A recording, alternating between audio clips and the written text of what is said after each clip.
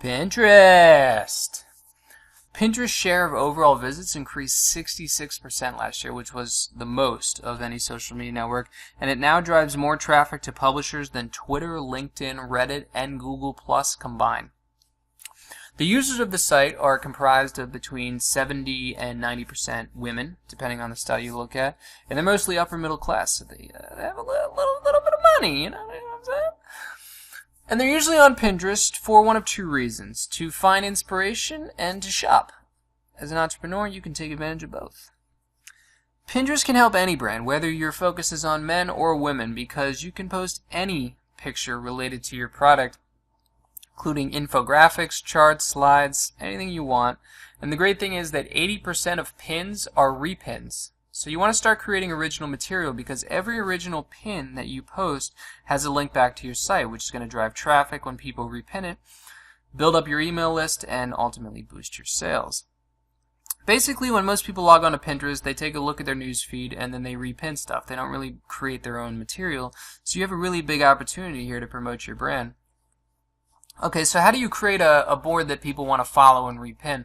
In general, tall photos are going to look bigger than wide ones on Pinterest, but not so long that users can't see the repin button when they get to the bottom of your image. You can see on the screenshot here, if you have a really long image, when you get to the bottom, because the pin button or the repin button is at the top, they're not going to be able to see it anymore, and they're going to be less likely to repin your image.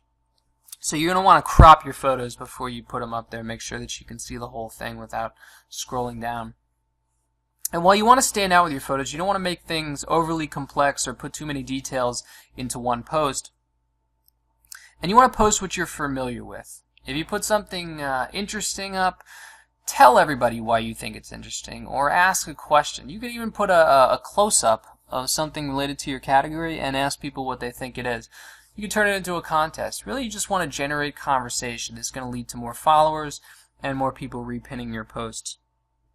Consider creating boards that are as niche-y as possible. So, for instance, cars would be way too broad. But if you focused on Lamborghinis or Ferraris, you'd have a much more dedicated fan base, and you'd probably get a lot more repins and more exposure. Just don't overpin, because people will stop following if you overpin them. It's like spam. There's also things called group boards, and these are sometimes referred to as community or shared boards, and these are boards where multiple people can contribute. This is a great way to meet other people who pin similar material. It increases your exposure, and it allows you to engage with people who could ultimately become customers. You can use a program called Board Deck, and that's boarddeck.hq.com, and this will give you metrics like analytics about your group board followers, collaborators, total pins, the number of repins, the creator, and their last updates. So you have a better idea of your board's purpose, its popularity.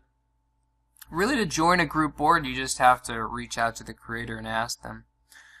In terms of getting followers, according to a study by the University of Minnesota, the top 3 factors in having a large number of followers are the number of people that you follow.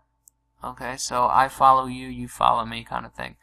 The number of original pins that you create, and we talked about that, and the number of boards you've created. Okay, so those 3 things: the number of people you follow, the number of original pins that you create, and the number of boards you've created, all lead to more followers and more business for you.